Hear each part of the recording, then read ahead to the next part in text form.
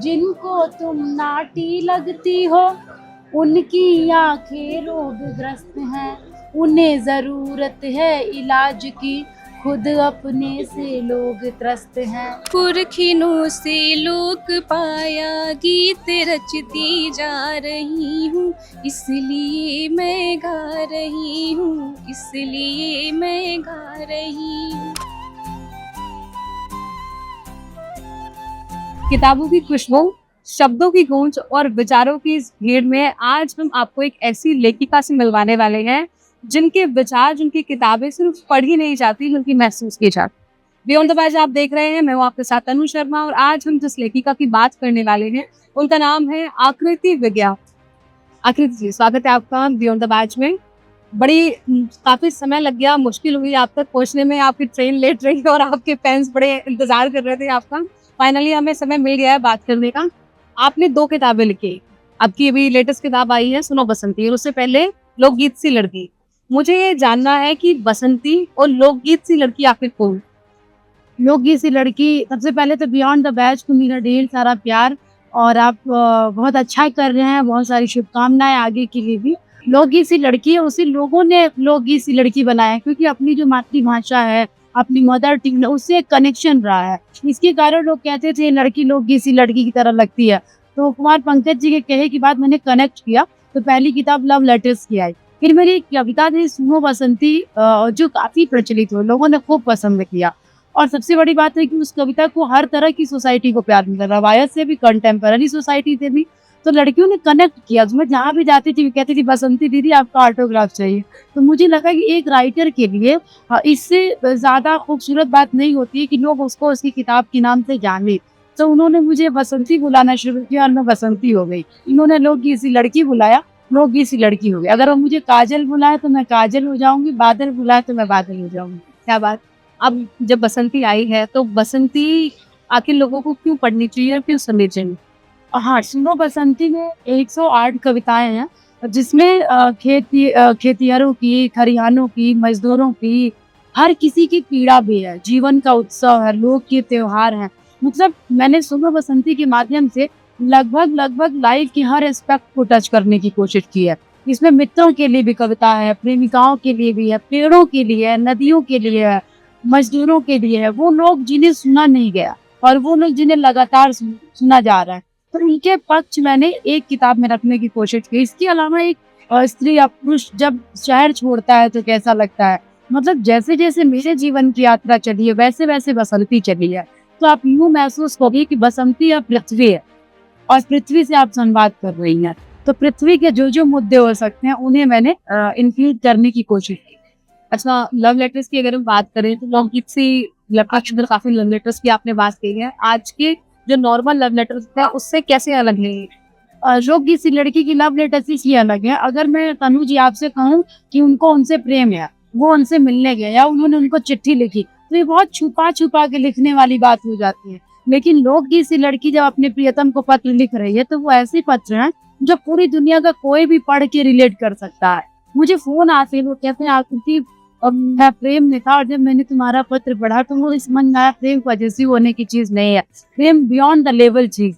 तो लोकगीत सी लड़की के प्रेम पत्र इसलिए अलग है क्योंकि वो सनातन की जो संकल्पना है, जो कॉस्मोपॉलिटनिसिटी है, जो यूनिवर्सल अप्रोच है प्यार का, उसको लिखने की कोशिश की है। और एक लड़की चिट्ठी लिखती, कहीं से कहीं ट्रेवल करके प्रेमी प्यार खत्म हो जाता। तो चिट्ठियां इस तरह की हैं और भाषा भी कहीं संस्कृतनिष्ठ होती तो कहीं एकदम लोक की है। तो जैसे जैसे जीवन है वैसी वैसी भाषा है, कोई भी अलग से बनावट नहीं, अलग से एफर्ट नहीं। तो जो एफर्टलेस लव है ना, जो रियल लव है, जो रियलिटी ऑफ लव है, वो है लोकगीत सी लड़की, इसलिए ये पत्र अलग। अच्छा, अगर प्रेम की बात करें तो आपने काफी प्रेम की बात की है। प्रेम की परिभाषा आपकी नजरिए में क्या है? प्रेम, मैंने बसंती में लिखा है कि दिलचस्प है कि प्रेम से कुछ भी छूटा नहीं, और देखिए ना प्रेम पर कुछ भी कहा जा सका नहीं, या प्रेम पर पूरा पूरा कहा जा सका नहीं। तो प्रेम जो है ना वो बिल्कुल अथाह है। और प्रेम एक ऐसा आप समझिए कि ऐसा फेज है जो हर किसी के लिए अलग अलग परिभाषित है। मेरे लिए प्रेम दिस इज इंफिनिटी, ये एकदम अनंत है, कब हो जाए नहीं पता, लेकिन हो गया तो फिर आप पागल हो कि उसमें झूमिए। मेरे लिए प्रेम नहीं। क्या आपको प्रेम हुआ है? बिल्कुल, मुझे मतलब प्रेम बहुत विस्तृत शब्द है। मैंने सबसे ज्यादा प्रेम प्रकृति से किया, पेड़ों से, और प्रकृति के हर अंग से मुझे प्रेम है। तो उसमें हो सकता है कोई मेरे लिए समवन स्पेशल। प्रेम की परिभाषा में अक्सर जब लोग बात करते हैं तो सिर्फ एक आदमी से कनेक्ट करते हैं, जबकि अपोजिट जेंडर्स की हम बात करें तो बस वो प्रेम की परिभाषा। बाकी प्रेम की नजरिए से बाकी प्रकृति से प्यार हो, माँ बाप से प्यार हो, आपकी नजरिए में सबसे महत्वपूर्ण प्रेम कौन सा? खुद से। अगर आप खुद से नहीं प्रेम करेंगे तो फिर किसी से, जैसे तनु जी, मैं आपसे कहूँ तनु जी मुझे 5 रुपए चाहिए, तो आप मुझे पैसा कब देंगे? जब आपके पास रहेगा, या किसी से मांग के देंगे। लेकिन प्रेम में उधारी नहीं चलती है। तो सबसे जरूरी है हम खुद से प्यार करें। हम जब खुद से प्यार करेंगे ना, तो हमें अपने के प्रति कृतज्ञता होगी कि wow, this nature has made me, this nature is for me, I love this nature, I am part of this nature. तो इसीलिए इस नेचर से जुड़ी हर चीज से आपको प्यार है। तो प्रेम सबसे ज्यादा जरूरी है हम खुद से करें, तो हमें सबसे। अब आज की जनरेशन में जैसे ब्रेकअप और पैचअप का जमाना है, सिचुएशनशिप तक नए नए शब्द आ चुके हैं, तो आप इस चीज को कैसे देखते? देखिए, हर समय की अपनी टर्मिनोलॉजी है। तो जिसकी जैसी परवरिश है, जिसका जैसा समय है, उसके लिए उसी तरह की टर्म्स चलेंगी। मेरे पास भी बच्चे बताते हैं कि दीदी मेरा ब्रेकअप हो गया, क्योंकि वो उसी टर्मिनोलॉजी के साथ जी रहे हैं। तो जिसके हिस्से जो टर्मिनोलॉजी है ना, वो उसके हिस्से का सच है। लेकिन जब आँख खुलती है, जब आप उस कुएं से बाहर निकलते, तो आपके लिए सारे टर्मिनोलॉजी के बंधन टूटते हैं। तो वो एक फेज है, मेरे में भी आया होगा, आप में भी आया होगा। लेकिन ये आज ही की जनरेशन का दोष नहीं, उस भी जनरेशन में कुछ लोग रहे होंगे जो उस जनरेशन से अलग और उस जनरेशन के बीच में रहे होंगे। तो हर जनरेशन का अपना दुख और अपना सुख है। लेकिन मेरा मानना है कि आज की जनरेशन एक चीज की बहुत जरूरत है, आप उनको सुनें, आप उनको गले लगा के रखें, क्योंकि उनके ऊपर प्रेशर ज्यादा है। तो मेरा मानना है कि किसी भी समस्या का, बहुत 90% समस्याओं का समाधान गले लगा के हो जाए। तो आप उनके लिए खुले, उनको गले लगाए, भेद मिटा कर उन तक जाए, आधे मसले खुद हल। क्योंकि आकृति आप बिहार से भी हैं, हालांकि गोरखपुर से हूँ, लेकिन बिहार आना जाना रहता है। तो क्योंकि आपको में भोजपुरी टच भी आता है, बात भी कर लेती है इसके अंदर। आपको क्या लगता है कि जो भोजपुरी के अंदर जो गाने बन रहे हैं, जो शब्द हैं, जो जिसमें ज्यादातर चौंगी गावली ऐसे ऐसे शब्दों का इस्तेमाल किया जाता है, तो क्या वो समाज के आधार पर सही है, या फिर भोजपुरी जो अच्छी लैंग्वेज है उसको बिल्कुल गिरा रहे हैं? देखिए, समस्या चोरी शब्द में नहीं है, समस्या उसके साथ जुड़ी वृत्तियों में है। जैसे अगर आप बात करें तो संस्कृत में बड़े बड़े कवियों ने, या हिंदी में भी वही चीज आई, कंचू की वस्त्र कहा। तो कोई भी शब्द, इनफैक्ट अगर आप सेक्सुअल टर्मिनोलॉजी पे भी बात करें, उसको आप किस तरह से कर रहे हैं, ये इम्पोर्टेंट है। रही बात भोजपुरी के इन दिनों जो बहुत सारे अजीब गाने चल रहे हैं, पहली बात तो वो डोमेन में जा रहे हैं, तो डोमेन सुन रहा है तभी वो जा रहे हैं। तो सबसे बड़ी बात है, अगर इस तरह के गानों पे विरोध दर्ज कराना है तो उसे सुनना बंद करना होगा, कुछ भी। और एक बात यहाँ पे और कहना चाह रही, केवल भोजपुरी नहीं, अश्लीलता सब में है, लेकिन ये टैग स्पेसिफिक भोजपुरी पे था। अश्लीलता सब में, आप उठा के देखिए, हरियाणवी गाने हर जगह है। लेकिन भोजपुरी को लेके कहीं ना कहीं लोगों का कुछ पूर्वाग्रह भी है, और भोजपुरी के लोगों का कम जिम्मेदार होना भी है। लेकिन उसी में शारदा सिन्हा को लोगों ने सिर आंखों पे बैठा के रखा, मैथिली ठाकुर को लेकर प्यार कर रहे हैं। भोजपुरी में आंदोलन के भी कई सारे स्वर बने। तो मेरा मानना है कि भोजपुरी को लेकर पूर्वाग्रह से थोड़ा मुक्त होने की जरूरत है। लेकिन भोजपुरी बहुत कैनवास है। तनु जी, कभी आप हमारे वहाँ शादी में आइएगा, आप सुनिएगा हमारे वहाँ भसुर को क्या कह के बुलाते हैं। हमारे वहाँ गारियाँ गाई जाती हैं, हमारे वहाँ हर उत्सव का गीत है, मृत्यु तक का गीत है। तो अगर हमारी भोजपुरी कमजोर होती तो क्या ऐसे गीत होते? नहीं ना। तो बस मेरा मानना है कि कुछ एलिमेंट जिनकी संख्या 10% है, उन्होंने इतना नरक मचा रखा है, लेकिन उन्हें बाइकआउट करने की जरूरत है। और ये काम सुधी जनता, आप यूट्यूब पे हमको अनसब्सक्राइब कर, हेलो, अपने हिस्से का विरोध केवल कह के नहीं, काम से भी दर्ज कराने की जरूरत। लेकिन आपको लगता है कि ये बाकी हायर अथॉरिटीज को इनको सामने आने की जरूरत है, जो महान गायक हैं, जो सिंगर्स हैं, उनको इस चीज की अकाउंटेबिलिटी लेने की जरूरत है? हाँ, मेरा मानना है कि जब तक जो मेन स्ट्रीम सिंगर्स हैं, वो इस तरह के गानों को जब तक नहीं गाएंगे, तब तक जनता उतनी सीरियस नहीं होगी जितनी होनी चाहिए। जब शारदा जी आई तो लोगों ने सिर आंखों पे, आज आप देखिए राधा श्रीवास्तव से लेके बहुत सारे अच्छे नाम हैं जिनके मिलियन से ज्यादा व्यू हैं। तो अच्छे को भी लोग सुन रहे हैं। हमारे अवध की बेटी पंजुली जी, गोरखपुर की अंकिता जी, रांची से चंदन तिवारी जी, सबके लोग सीरियसली ले रहा है। लेकिन आप भोजपुरी में नहीं, हिंदी फिल्मों में भी आप देखिए, जो आइटम सॉन्ग्स होते हैं उनकी रीच बहुत तेज बढ़ती है। इनफैक्ट फोन के जो व्यूज हैं, एग्जॉस्ट फोन जो लोग परोस रहे हैं, लेकिन उन पर अंकुश लगाने के लिए जरूरत है एक सेंसर बोर्ड टाइप का कुछ बनाने। अपने से सामने के व्यूअर्स, जब हम भी सब चीजों को देखते हैं तो 50 तरीके के सॉन्ग होते हैं, बॉलीवुड में भी है, पंजाबी में भी, हर जगह कुछ ना कुछ ऊपर नीचे है। लेकिन जब भी भोजपुरी का वर्ड ऐड हुआ है, मैं भी भोजपुरी के कई गाने सुनती हूँ जिसके अंदर बड़े सुंदर सुंदर, जैसे आपने कहा शारदा सिन्हा जी के सॉन्ग्स है। आजकल एक मिश्रा करके लड़की है, वो बड़ी फेमस है, बहुत अच्छे अच्छे भजन भी गाती है भोजपुरी के अंदर। बट जब हम नॉर्मली टच की बात करते हैं तो शब्द सिर्फ वहीं पर जाता है कि नहीं वो अश्लील है वो, तो उस चीज पर बात करने की ज्यादा जरूरत। हाँ, टर्मिनोलॉजी को समझने की भी जरूरत है। कोई भी चीज, उसी चीज को आप अंग्रेजी में कहते हैं तो ठीक हो जाता है, भोजपुरी में कहिए खराब हो जाता है।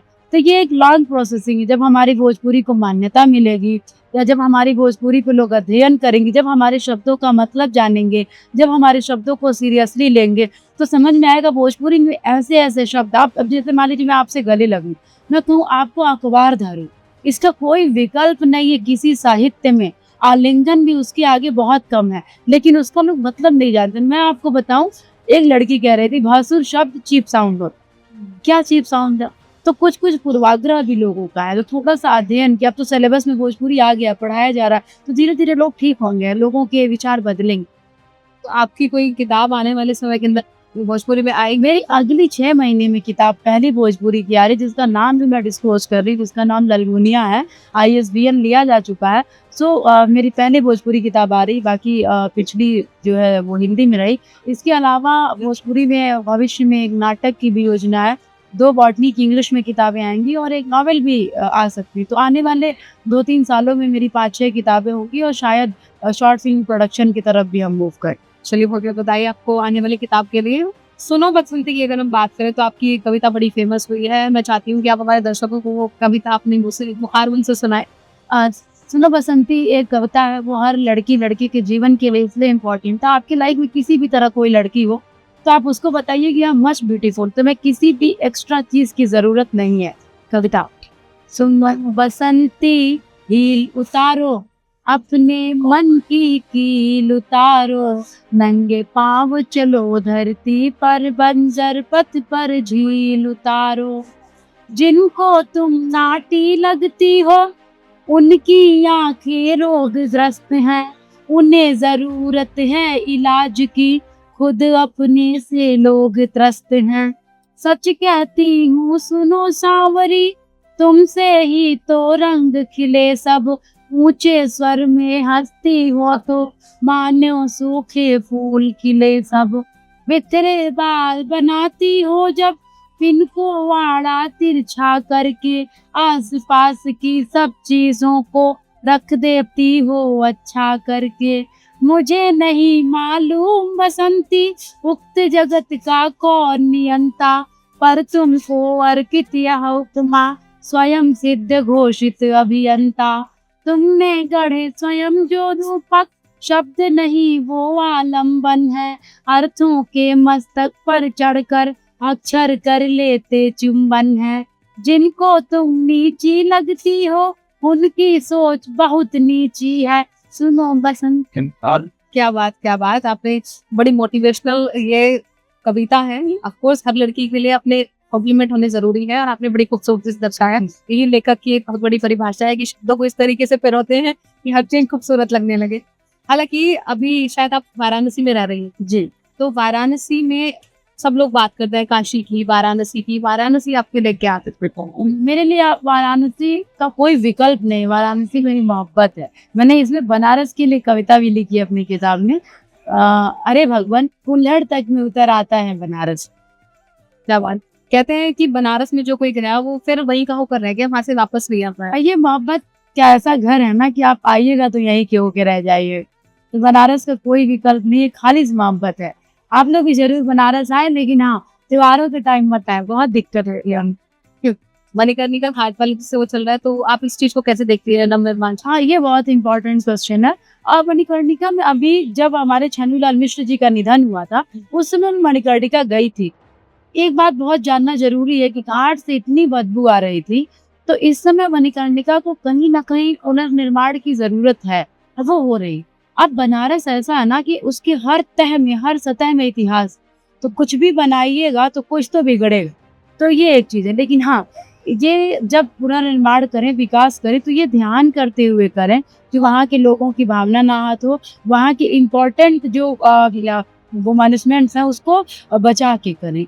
लेकिन ये एक ज़रूरी पहल है। हालाँकि जैसे मेरी वीडियो जाएगी लोगों को लगेगा कि ये किसी के समर्थन या विरोध में है, लेकिन ऐसा कुछ नहीं है। मणिकर्णिका का पुनरुत्थान बहुत ज़रूरी है, वो एक अच्छी पहल है। लेकिन अब मैं जाके देखूँगी यहाँ से कि क्या सच में मंदिर का मसला क्या है? अभी तो बहुत सारे एआई जनरेटेड भी फ़ोटो चल रहे थे। तो वहाँ जब मैं जाऊँगी तो बताऊँगी कि मंदिर का एग्ज़ैक्ट मसला क्या है। क्योंकि कई लोगों के वर्डिक्ट सामने आए हैं। कुछ लोग कह रहे हैं कि ज़रूरत थी निर्माण की, और कुछ जो दूसरा तबका है वो कह रहे हैं कि हमारे मंदिरों को ऐसे नीचे डाल दिया गया है, ये हमेशा गलत हो रहा है। आप क्या सोचते हैं, सही हो? मेरा मानना है विकास करते समय लोगों की आस्था का ध्यान रखना चाहिए, लेकिन ये मैं वहाँ पहुँच के देख के बता पाऊँगी। लेकिन हाँ, देखिए कुछ तो बनेगा तो कुछ बिगड़ेगा, लेकिन ये मुहिम ज़रूरी है, बट ये हमें ध्यान रखना होगा कि वहाँ की चीज़ों को सहेजते हुए। जी, आपकी कथाएँ, आपकी कविता मैंने सुनी, बड़ी प्रेरणादायक थी और मुझे पर्सनली अच्छी लगी। लड़की हूँ ऑफ कोर्स। ये मेरी किताब है सुनो पसंद थी, इसके पहले लोकगीत से लड़की भी है। आप मेरे वेबसाइट www.akritividya.com पे भी देख सकते हैं। और ये जो बियॉन्ड द बेंच जो है वो इसको अपना लिंक शेयर कर देगी। जी, हम कोई डिस्क्रिप्शन में आपको लिंक मिल जाएगा वेबसाइट का, आप चाहें वहाँ से परचेज कर सकते हैं। इसी के साथ अगर आपने लोकगीत सी लड़की और सुनो पसंद थी नहीं पढ़ी है, तो मुझे लगता है आपको पढ़नी चाहिए और लोगों को रेकमेंड करनी चाहिए अगर पसंद आती है तो आपको। इसके साथ जिस लेखिका के साथ आपने बात की है, ऑफ कोर्स वो बड़ी प्रसिद्ध रही हैं, उनके शब्दों में जादू है। ज़रूर, जो मैंने स्टार्टिंग में इंट्रो में कहा था कि उनकी किताबें सिर्फ पढ़ी नहीं जाती, महसूस की जाती हैं, तो आप भी एक बार पढ़कर महसूस कर सकते हैं। इसी के साथ फिर से मिलेंगे बियॉन्ड द बैच में, एक बार फिर से एक नई पर्सनैलिटी के साथ। तब तक के लिए आप देखते रहिए बियॉन्ड द बैच।